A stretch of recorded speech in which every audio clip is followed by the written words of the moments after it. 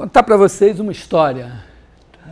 É a história de 3 jovens empreendedores brasileiros, cariocas, chamados Xavier, conhecido como X, Iaquecã, conhecido como Y, e Zumbi, conhecido como Z. E eles têm uma pequena empresa, eles vendem amendoim torradinho. Bom, a história é mais ou menos o seguinte, passa no final de tarde e no dia seguinte o Xavier vai vender amendoim em Madureira e o Iaquecã vai vender amendoim no Baixo Gávea. E o Zumbi tem que preparar, embalar o material e separar para cada um vender no dia seguinte. E a questão é, quer dizer, qual é a quantidade X que o Xavier vai levar e qual é a quantidade Y que o Iaquecã vai levar. Tá dadas em unidade de massa. Tem algumas coisas que eu vou assumir assim. Bom, uma hipótese básica é a seguinte: o mercado está bom, eles não têm tanto amendoim assim, o cara vai, tudo que ele leva, ele vende. Então a questão é quanto é que cada um vai levar para... E tem umas limitações que são as seguintes, né? Tem uma quantidade total de amendoim então, X mais Y tem que ser menor ou igual que Q. Também acontece o seguinte, quer dizer, o Xavier, ele consegue carregar no máximo um certo peso Q1, o Iaquecã consegue carregar no máximo o peso Q2,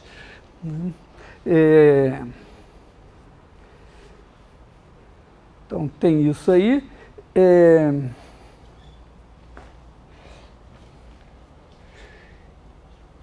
O que mais nós temos de limitação? Bom, tem uma diferença, tem o seguinte, tem uma quantidade de papel também para embalar a mercadoria, e tem questões de mercado. Acho que qualquer um aqui entende que vender amendoim em Madureira e vender no Baixo Gávea são coisas diferentes. Eu me toquei disso um dia que eu saí do Fundão de carro, parei no viaduto ali na Leopoldina e tinha o cara vendendo amendoim, na época, 50 centavos. E por algum acaso, naquele dia, eu fui de noite no Baixo Gávea e lá vendia amendoim a R$1. Eu até pensei, poxa, eu podia comprar amendoim da Leopoldina e revender no Baixo Gávea e ganhar vida só com isso. Mas, claro, você tem que ter um certo perfil lá, de repente. Então, a quantidade de papel, você tem uma quantidade total P. Então, vamos dizer, você tem uma quantidade P1 que você gasta por unidade de massa para vender em Madureira, e uma quantidade P2 que você gasta por unidade de massa para vender lá no Baixo Gávea. Então, essa soma, isso aqui é a quantidade total de papel que você vai gastar, tem que ser menor ou igual que o total P que você tem. E também tem um tempo diferente para embalar o negócio. O Zumbi vai ter que embalar tudo, então ele tem um tempo T1 que ele gasta por unidade de massa embalada para vender em Madureira, um tempo T2 que ele gasta para embalar o que vai vender no Baixo Gávea, e ele tem um tempo total T, então ele vai ter assim, T1, X mais T2Y tem que ser menor ou igual que o tempo total que ele tem, porque ele tem que, sei lá, até 10 horas, sei lá, meia-noite ele vai dormir cansado, então é isso. Bom, então essas são as limitações. Depois tem o seguinte, vamos dizer, se você vende X em Madureira, você tem um lucro que é L1 vezes X. Tá? O lucro por unidade de massa em Madureira é 1. E no Baixo Gávea, o lucro L2. Então, o lucro total, isso daqui é o lucro total, é uma função de x e y.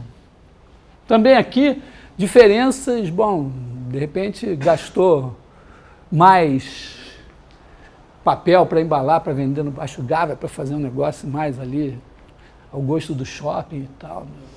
Sei lá, o shopping do Baixo Gávea pode ser mais metido que o de Madureira, coisas assim, ou o contrário, de repente. Eu não sei, não conheço bem o mercado.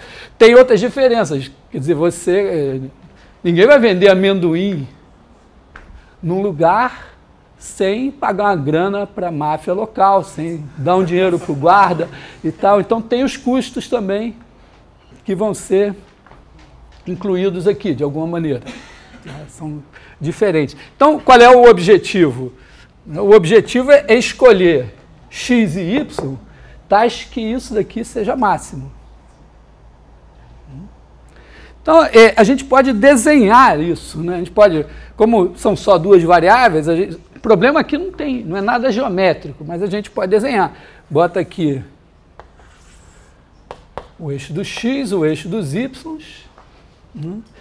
E aqui, ó, isso aqui, x mais y menor ou igual a quê? Se fosse, claro, tudo que não é x e y aqui é constante conhecida, né? Exceto isso aqui que é uma função.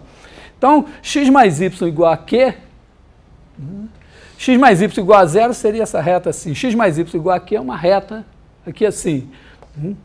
Uma reta de 45 graus aqui. E, claro, a gente está daqui para cá. X menor ou igual que Q1, para dar alguma graça no problema, digamos assim que Q1 é menor que Q, né? Porque aqui, isso aqui é Q, isso aqui é Q. Então, x menor ou igual que Q1 significa que o Xavier nem consegue, se ele tivesse que levar todo o amendoim, ele não conseguiria carregar. Então, x menor ou igual que Q1 é uma reta assim. Y menor ou igual que Q2 é outra reta assim. Está para cá, está para cá. Então, nossa região está aqui assim. Depois, P1x mais P2y menor ou igual a P, ó, P1, P2, claro que são números positivos. Então, isso aqui é o vetor, ó, isso aqui pode ser traduzido assim, ó, P1, P2, escalar xy menor ou igual a P. Isso aqui é um vetor que está aqui, assim.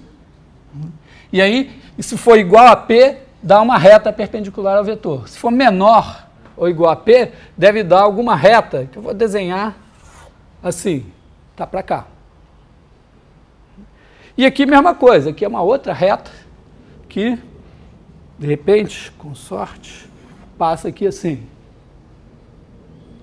E aí, moral da história, ó, essas desigualdades dizem que a gente tem que estar nesse polígono.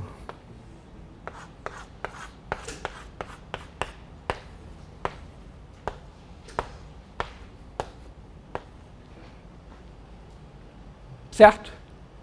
Bom, e isso daqui, ó, isso daqui é L1, L2, escalar XY. Então, digamos que L1, L2 seja alguma coisa assim, ó, algum vetor aqui assim.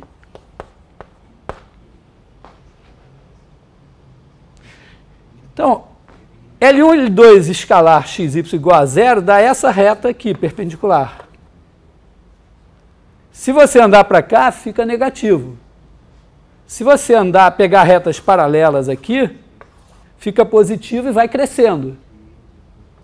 Então, você pode ir andando por essas retas aqui, até, enquanto tiver ponto no polígono que está na reta, é possível obter esse lucro. Quando você saiu, esse lucro não é realizável. O último ponto em que é possível dar um lucro, vamos dizer, máximo, né, vai ser forçosamente o quê? Um vértice. né? Ou, na pior das hipóteses, se essa reta calhar de ser perpendicular a uma aresta, vai bater numa aresta inteira. Mas uma aresta tem dois vértices. De maneira que, com certeza, o que a gente está procurando é um dos vértices. Então, aqui, digamos, o zumbi pode, com uma situação relativamente simples, fazer o desenho, né, determinar... Porque cada vértice aqui é uma interseção de duas retas. Repara que tem interseções de retas aqui, né, porque cada uma dessas desigualdades, você pode pensar na igualdade, dar uma reta, e aí cada par de retas daria um ponto, mas tem pontos que não interessam. Então aqui você tem que pegar os pontos que interessam e aí checar. Você pode calcular a L de xy em cada um deles, dizer, é esse. Ou, de repente, você chuta um ponto aqui, aí anda na direção da reta até achar uma aresta, e depois anda sobre a aresta, alguma estratégia. Mas é isso.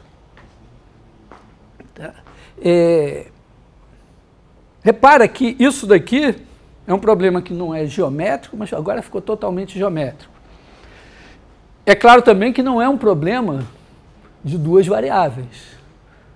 Amanhã um zumbi pode também sair para vender amendoim no centro e aí vão ser 3 variáveis. Se você colocar 3 variáveis, vai ser um poliedro em R3.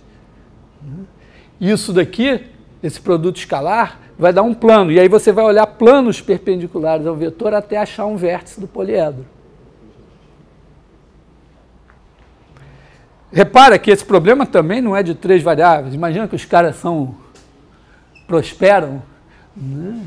E amanhã ou eles criam uma cooperativa ou eles contratam um monte de gente e começam a ter 622 empregados que saem para vender amendoim. Aí você vai ter esse problema com 622 variáveis. Mas repara que a formulação é a mesma. Então você pode imaginar que a solução que a gente está fazendo aqui no plano sirva também num espaço Rn, só que, vamos dizer, achar os vértices, tem que definir o que são vértices, o que são arestas e tal, mas é essencialmente a mesma coisa. Isso, aliás, é um problema bastante relevante. Muitas situações industriais lidam com isso. O problema é que, embora aqui pareça simples, né, calcular esse número, calcular esses vértices que são em número finito, quando o número de variáveis cresce, o número de vértices cresce assustadoramente e o problema não é mais tão simples de tratar assim no olho. Né? Mas estou só chamando a atenção para uma situação em que você pode pegar o problema de 2 variáveis, entender geometricamente e depois tentar transferir essa visão geométrica para um problema em que o número de variáveis é muito maior do que 2.